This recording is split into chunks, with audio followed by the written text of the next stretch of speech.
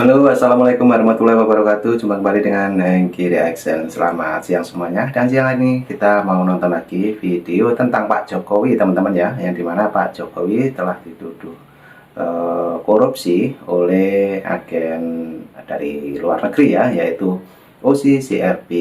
Dan bagaimana tanggapan dari Pak Jokowi sendiri, teman-teman, mengenai tuduhan itu yang sampai menjadi viral ya, yaitu Pak Jokowi dituduh adalah koruptor sedunia.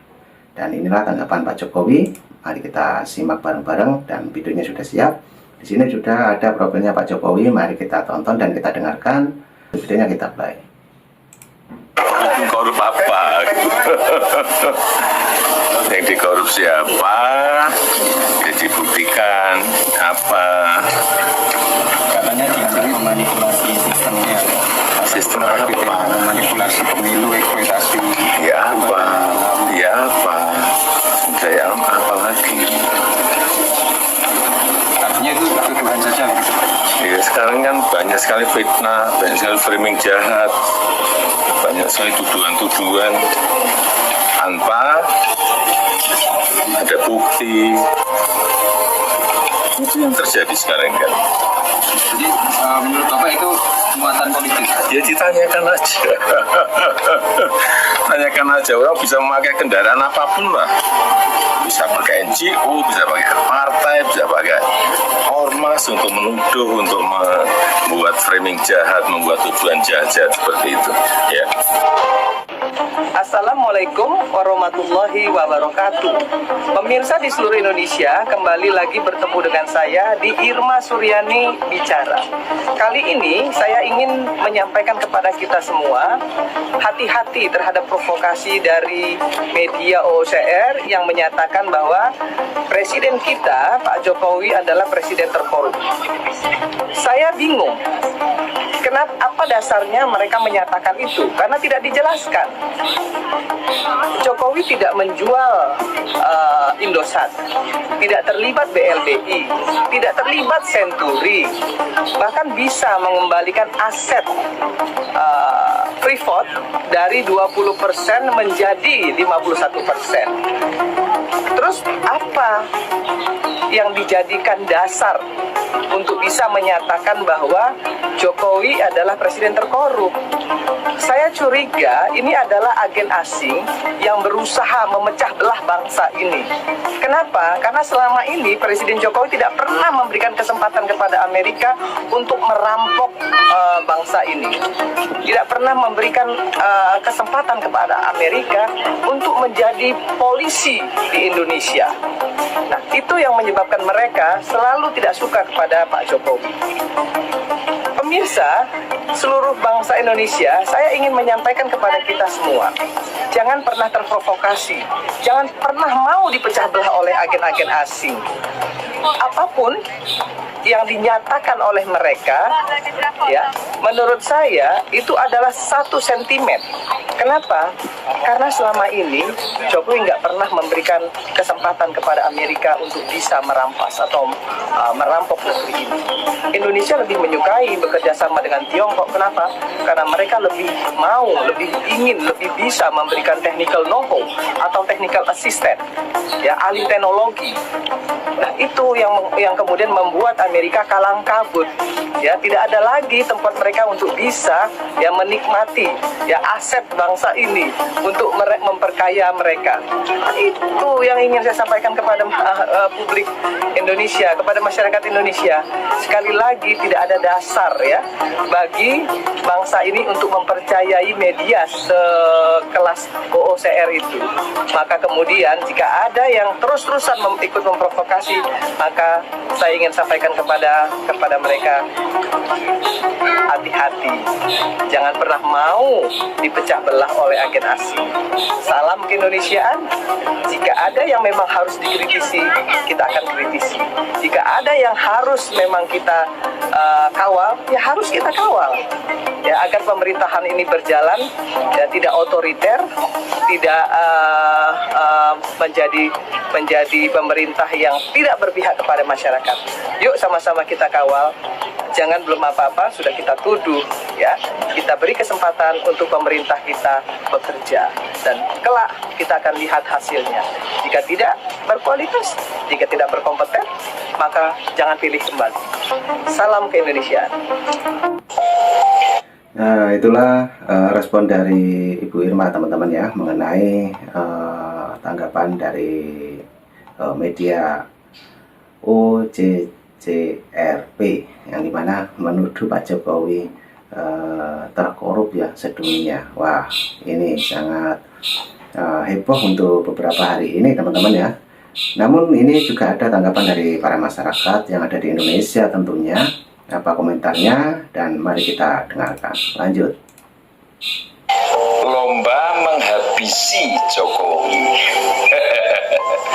Banyak sekali konten-konten di YouTube, TikTok, dan platform video lain yang seperti sedang berlomba-lomba untuk menghabisi Jokowi. Dan ini mengherankan saya. Jokowi sudah tidak berkuasa. Jokowi tidak pernah membicarakan apa rencana politiknya. Jokowi juga tidak pernah menunjukkan satu ambisi tertentu setelah selesai menjabat presiden. Kenapa kok masih banyak orang yang panik dan kalap? Ada yang ketakutan Jokowi mau merebut PDIP lah. Ada yang berspekulasi Jokowi gabung sama Golkar lah. Ada yang bilang Jokowi mau bikin partai sendiri lah. Heran, benar-benar heran saya. Dan ini malah menunjukkan bahwa Jokowi ternyata masih sangat ditakuti oleh banyak orang. Lawong Jokowi santai-santai saja, kok pada jungkir balik dan salah tingkah sendiri. Kalau soal siapa orang-orangnya, buat saya tidak ada yang istimewa. Yang buliannya paling kenceng dan keji jelas mereka-mereka yang dulu mendukung Jokowi dan akhirnya berbalik arah karena tidak kuat iman digempur proksi. Proksi itu memang mengerikan. Semakin dihadapi dengan logika, semakin menyesatkan.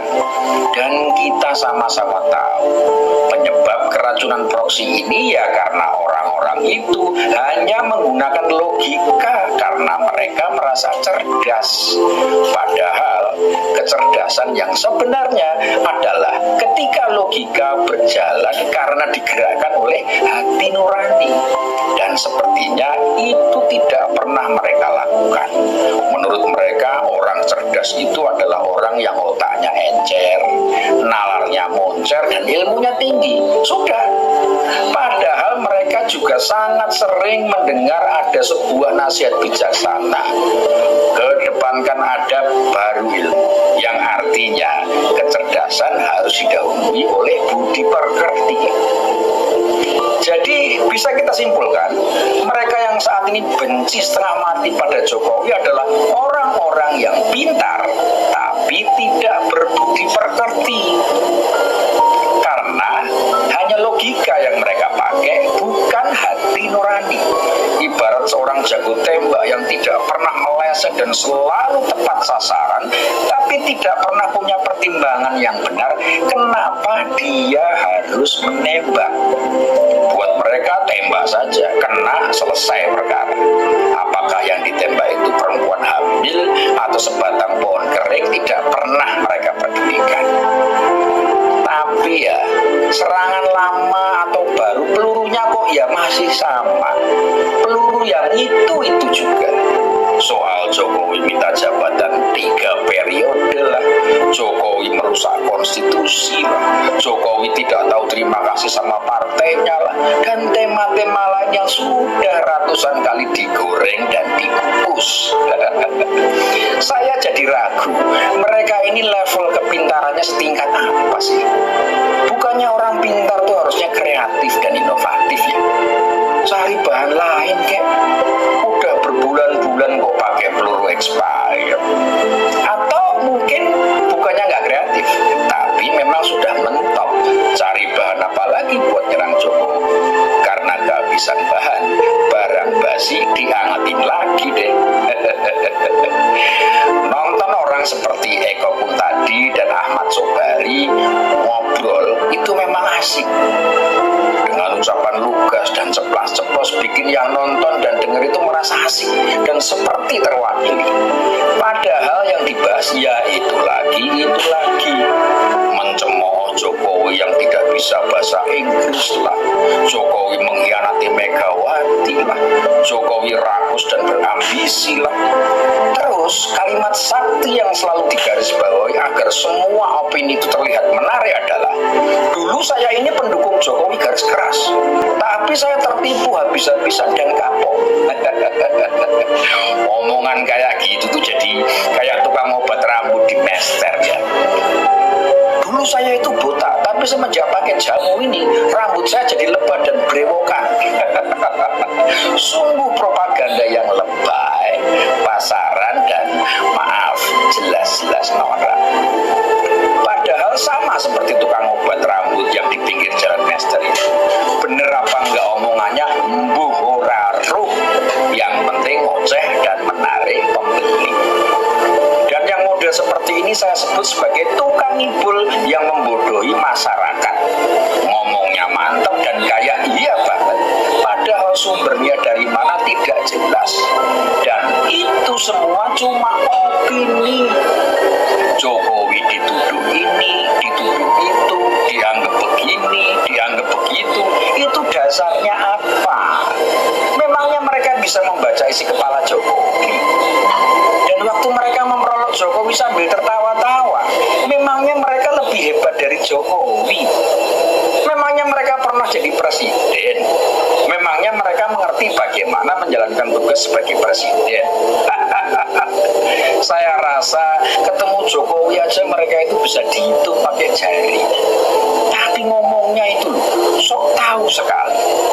Kayak orang lewat di jalan, lihat ada kecelakaan, berhenti enggak, apalagi nolong. Tapi cerita ke orang paling kenceng. Oh, korbannya mati semua, kepalanya pecah, tangannya patah, dan lain-lain. Begitu kenyataannya beda, pasti bakal malu dia. Tapi ada satu hal yang semakin membuat saya kagum pada Pak Jokowi. Jadi presiden ditakuti, sudah pensiun malah makin bikin ngeri. Kalau bukan orang sakti apalagi. Jadi buat para pembenci teruslah kalap dan panik mengucilkan Pak Jokowi. Hitung-hitung menjaga Pak Jokowi tetap hebat dan semakin populer tanpa perlu capek-capek kesana kemari. Dan semoga mereka semua paham pesan saya ini. Jokowi tidak bisa dihabisi, karena yang mau menghabisi biasanya habis sendiri. Semoga bermanfaat. Rahayu. Nasib Bapak Joko Widodo setelah purna tugas menjadi presiden, kekuatan